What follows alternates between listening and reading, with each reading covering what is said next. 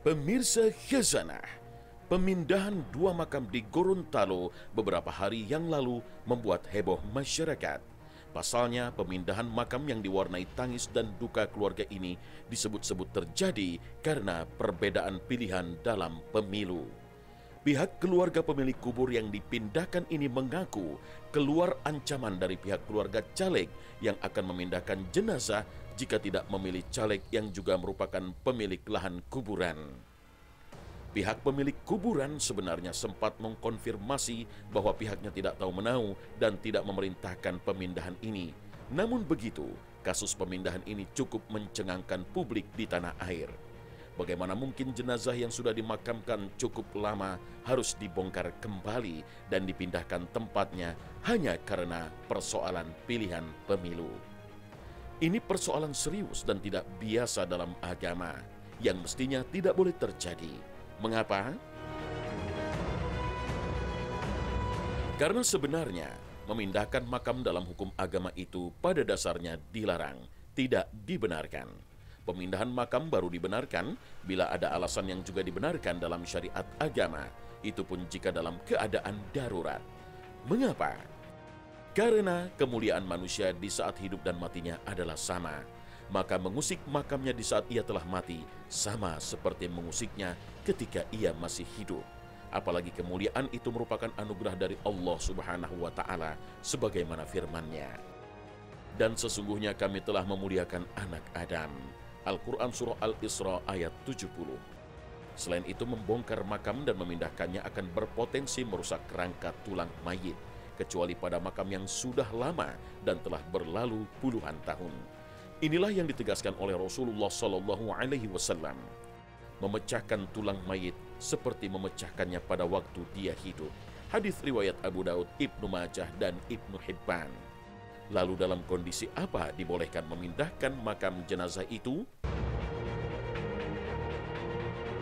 Mayoritas ulama yang membolehkan membongkar dan memindahkan makam berdalil dengan hadis Jabir bin Abdullah radhiyallahu anhu yang menuturkan bahwa Rasulullah SAW mendatangi kuburan Abdullah bin Ubay bin Salul dan memintanya untuk dikeluarkan lagi sehingga diletakkan di lututnya dan ditiupnya dengan ludahnya dan diselimuti dengan pakaiannya.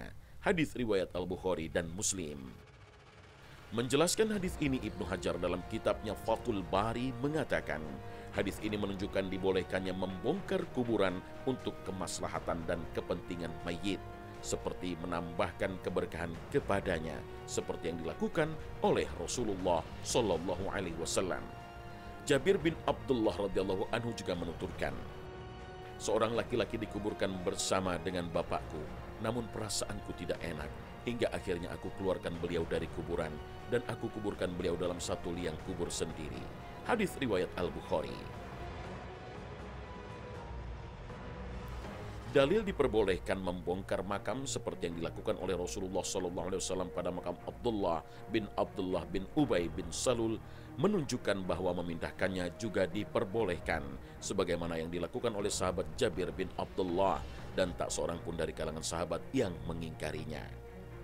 Lalu apakah mayit yang dipindahkan harus dikafani dan disolatkan lagi sebagaimana layaknya mayit yang baru dimasukkan ke liang lahat?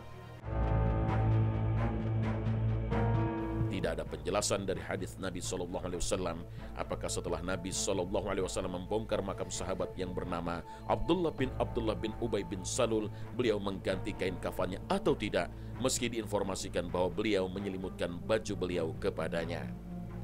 Namun dari redaksi hadis tersebut dapat difahami bahwa dengan diletakkannya jenazah Abdullah di atas lutut Nabi SAW menunjukkan bahwa pembongkaran makam Abdullah bin Salul tersebut tidak lama setelah meninggalnya dan jenazahnya belum rusak sehingga tidak perlu diganti kain kafan yang baru.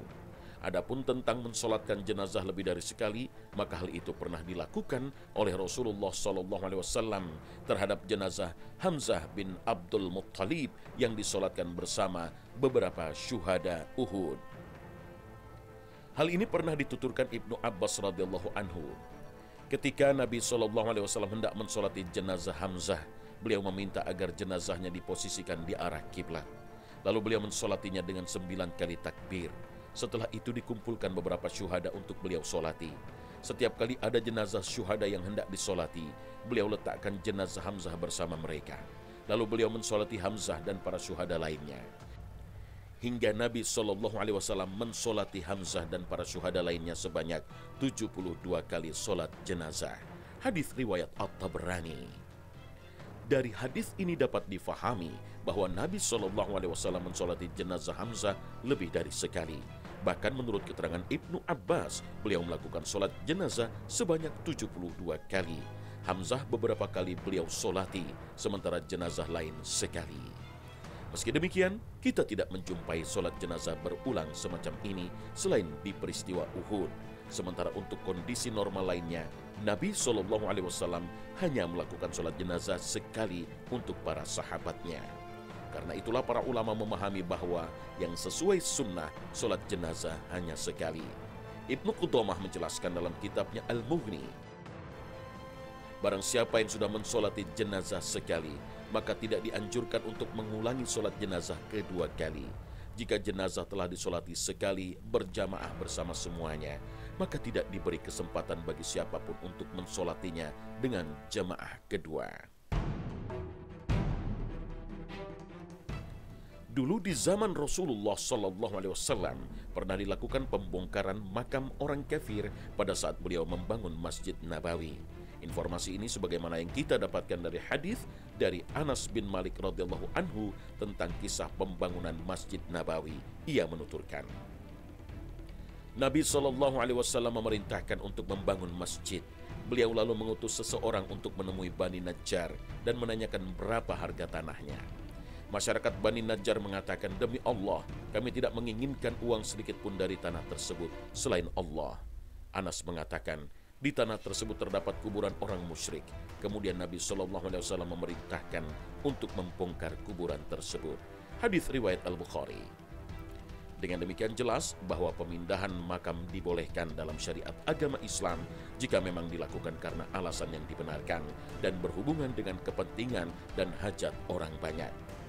Jika pembongkaran makam dan pemindahan jenazah itu dilakukan karena kepentingan pribadi, apalagi tidak ada kepentingan agama dan masyarakat umum, maka pemindahan ini dilarang. Wallahu a'lam.